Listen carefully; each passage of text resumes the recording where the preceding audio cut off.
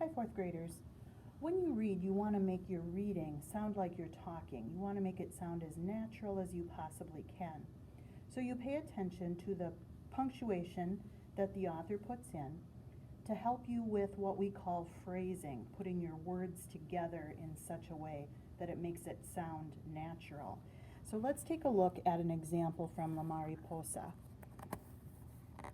Listen to how I read and pay attention to where the punctuation is. When they got to school, Roberto walked Francisco to the principal's office. Mr. Sims, the principal, was a tall, red-headed man who listened patiently to Roberto. "My little brother," Roberto said, using the little English he knew, "is en primer grado."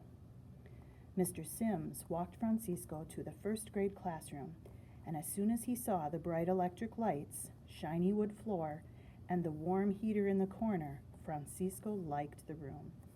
It was not at all like his family's green army tent with its hard dirt floor. Did you notice a slight pause at the commas? And did you notice when there was a series of commas that I tried to string the words together? The first grade classroom, and as soon as he saw the bright electric lights, shiny wood floor, and the warm heater in the corner, then you pause just a little bit at those commas. Let's take a look at another book.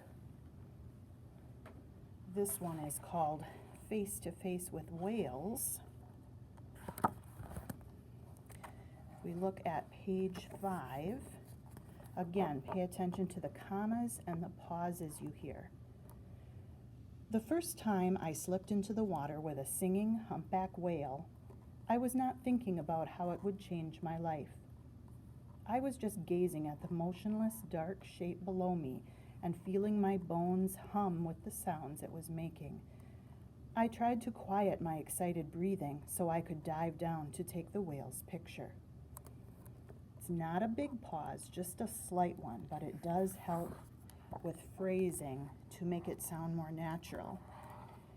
Let's take a look at another page in this book. It isn't easy to study whales.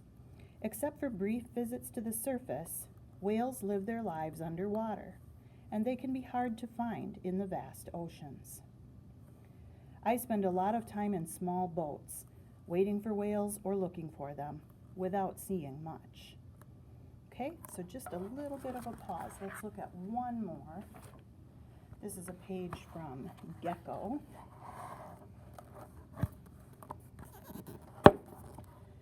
It's dark now, and Gecko climbs higher to search for flying food.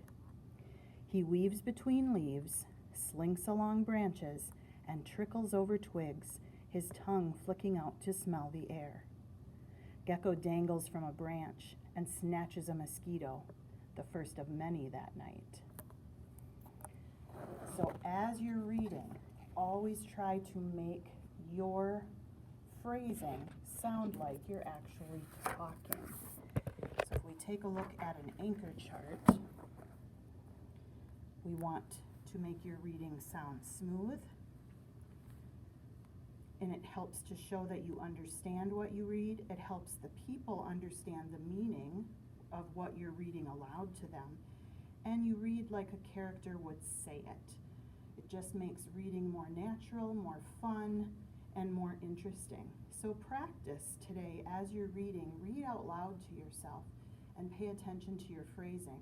And after you've practiced a little bit, read to somebody at home and let them hear your phrasing and how you sound so much more fluent and natural in your reading. See you next time.